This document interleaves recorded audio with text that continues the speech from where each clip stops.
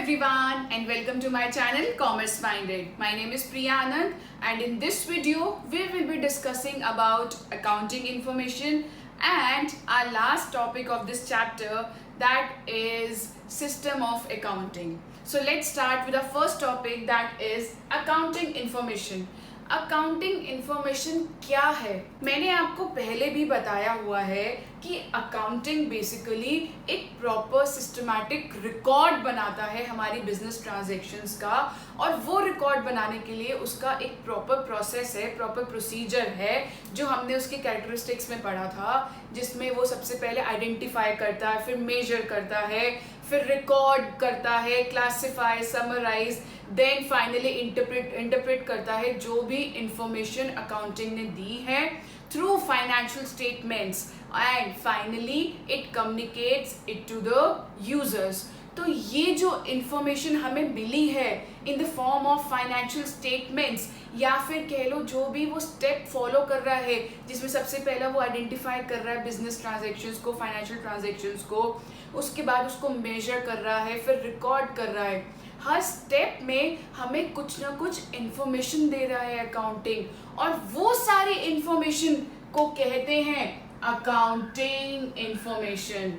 क्यों कहते हैं अकाउंटिंग इंफॉर्मेशन? भैया अकाउंटिंग ही तो दे रहा है हमें ये इंफॉर्मेशन, तो उसका नाम लगा देते हैं accounting information. Information given by accounting.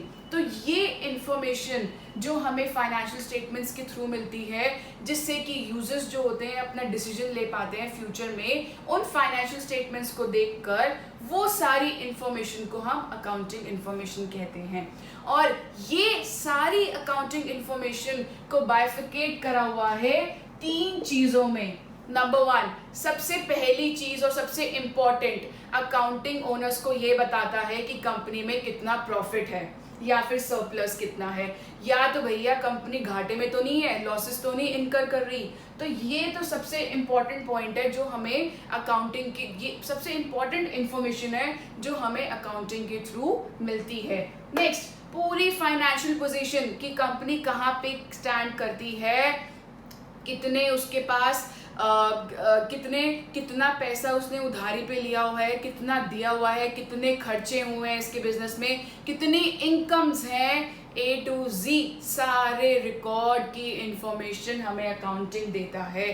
तो उन सब से हमें अपनी फाइनेंशियल पोजीशन पता चलती है. जिसमें हम फाइनेंशियल स्टेटमेंट्स को देखकर यूजर्स अपने डिसीजन ले पाता है. जैसे हम बैलेंस शीट प्रिपेयर करते हैं अकाउंटिंग में, तो बैलेंस शीट के बेसिस में पता लग सकता है कि आज की डेट में क्या एग्जैक्ट पोजीशन है क्या एग्जैक्ट पोजीशन है बिजनेस की. लास्ट, कैश फ्लो के बारे में चलता है, कितना कैश आ रहा है और कितना कैश निकला है कंपनी से, वो सारी इंफॉर्मेशन भी अकाउंटिंग हमें देता है. तो ये भी एक तरीके की अकाउंटिंग इंफॉर्मेशन होती है. नेक्स्ट, अब हमारे पास कुछ इसके कैरेक्टरिस्टिक्स होते हैं, बहुत ही सिंपल हैं, 1 to 4 कैरेक्टरिस्टिक्स हैं, चुटकी में आपको अभी समझ आ जाएगा. Number 1, reliability. भैया अकाउंटिंग की इंफॉर्मेशन एकदम रिलायबल होनी चाहिए, हम उस पर रिलाय कर सके, क्योंकि हम यूजर्स ने आगे जाके डिसीजन लेना है. तो that information has to be reliable, trustworthy होनी चाहिए. नहीं तो जो भी डिसीजन हम लेंगे वो हमारा सही नहीं निकलेगा.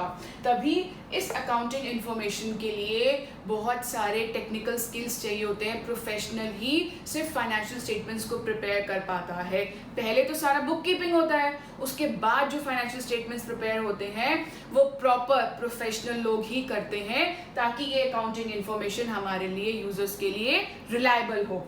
Next, relevance. भैया रेलेवेंट होना चाहिए यूजर के लिए ये अकाउंटिंग इन्फॉर्मेशन, तभी वो डिसीजन ले पाएगा. अगर तुम्हारा बिजनेस मैन्युफैक्चरिंग ऑफ टायर्स का है तो वो उसी से ही रिलेटेड सारी इन्फॉर्मेशन बिजनेस का डीलिंग होनी चाहिए.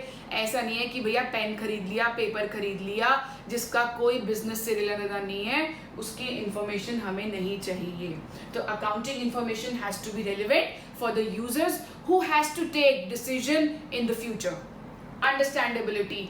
भैया proper rules, procedure, principles follow करने चाहिए, जो भी अकाउंटेंसी महाराज जी कहते हैं उसके बेसिस पे ही पूरी इंफॉर्मेशन होनी चाहिए, ताकि अच्छे से अंडरस्टैंड कर पाए user. Last, comparability.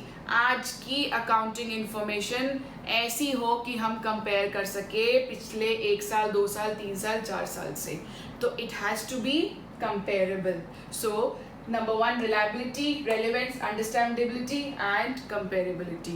So this ends with our accounting information topic. अब हम पढ़ेंगे system of accounting. Let's start. अब हमारा सिर्फ लास्ट टॉपिक रह गया है फर्स्ट चैप्टर का, that is system of accounting. बहुत ही सिंपल है, 2 तरीके के सिस्टम होते हैं अकाउंटिंग के। Number 1, double entry system and single entry system. Double entry system नाम से ही कह रहा है डबल, तो यहाँ पे इस सिस्टम में ट्रांजैक्शन, कोई भी ट्रांजैक्शन के 2 एस्पेक्ट्स रिकॉर्ड किए जाते हैं। It records both aspects of transaction. वो बोथ एस्पेक्ट्स होते हैं, एक होता है डेबिट और दूसरा होता है क्रेडिट। डबल एंट्री है भाई, 2 एस्पेक्ट्स रिकॉर्ड होंगे, एक हो गया डेबिट, दूसरा हो गया क्रेडिट। अब मैं एक एग्जाम्पल लेती हूँ। लेट्स से मैंने गुड्स परचेज करे इन कैश ऑफ ₹1000। 1000 के मैंने गुड्स परचेज करे, तो मेरे पास आया क्या? गुड्स, और गया क्या? कैश। अब क्या डेबिट होएगा, क्या क्रेडिट होएगा, ये मैं आपको आने वाले चैप्टर्स में समझाऊंगी। इनके भी प्रॉपर रूल्स होते हैं कि डेबिट कौन सी टर्म्स होएगी या क्रेडिट क्या होएगा, तो ये आपको, बट अभी के लिए आप ये जान लीजिए कि डबल एंट्री सिस्टम में हम दोनों एस्पेक्ट्स, डेबिट हो या क्रेडिट हो, दोनों एस्पेक्ट्स रिकॉर्ड किए जाते हैं। अब इस वाली ट्रांजैक्शन में कि मैंने गुड्स खरीदे और कैश दिया, इनमें 2 चीजें क्या है? एक है गुड और दूसरा है कैश।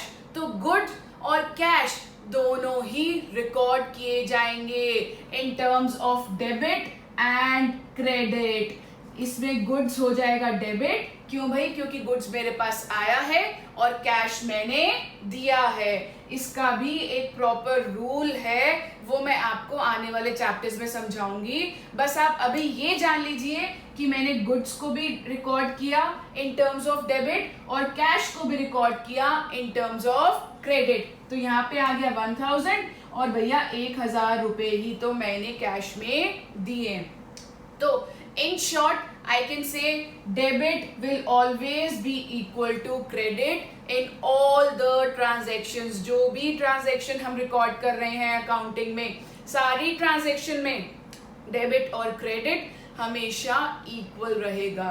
तो this system of accounting records both the aspects. Both the aspects कौन से होते हैं? Debit and credit. तभी इसको हम कंप्लीट रिकॉर्ड कहते हैं। क्यों भैया, क्यों कहते हैं कंप्लीट रिकॉर्ड?